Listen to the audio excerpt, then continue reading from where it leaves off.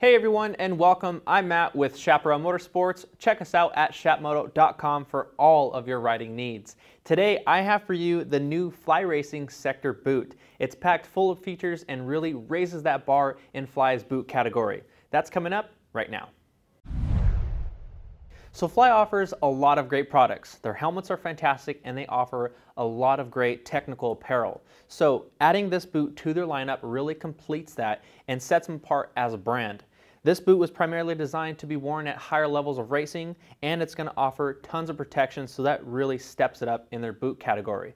But before we get into all the features, go ahead and subscribe to our YouTube channel, and you could do so by clicking the little red button in the upper right hand corner of your screen. This will keep you in the loop with the latest gear, new products, and tech tips. Let's start off by talking about the overall construction of the boot. It's mostly comprised of hard plastic, but then you have some hits of leather and suede on the top of the foot to help with the mobility once it starts to break in. So you'll see harder plastic across the calf, on the ankle, inside of the boot, wrapping completely around the toe box, which is reinforced, and the heel cup is also reinforced. This is going to add strength and rigidity to the boot. However, you do have a hinge design. That's probably the biggest feature on this boot here. So this not only helps with mobility, but it's going to give you lateral protection as well as longitudinal protection. So what this does is prevent hyperflexion and hyperextension of your foot. So that's a big safety feature there. Now, on the inside of the boot, you have a rubber heat guard, which is also going to provide grip on the motorcycle. And then to round it off, you have a reinforced shin guard for added protection in the front.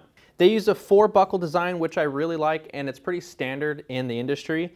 They're aluminum, they're replaceable, and also adjustable, so you can customize the fit, and it works really well if you have knee braces on.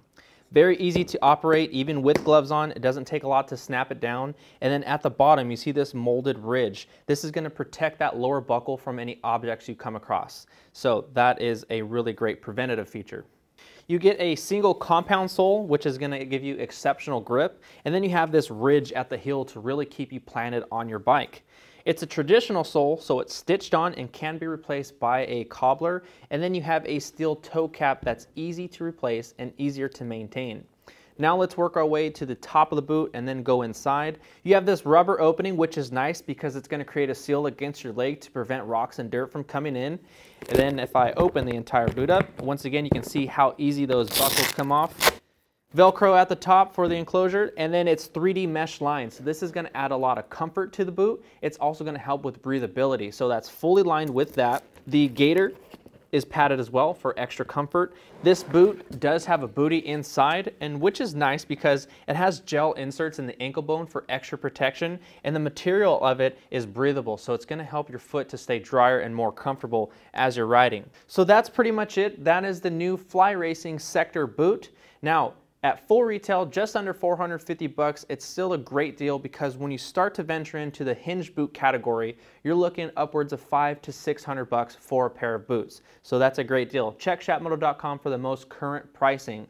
Also, it's available in this black and white colorway, and it also comes in an all white colorway, so that is really nice.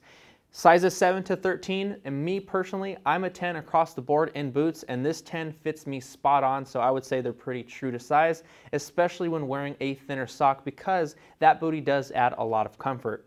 So there you have it. Make sure you don't forget to subscribe to us on YouTube. Thanks for watching. I'm Matt. We'll see you again.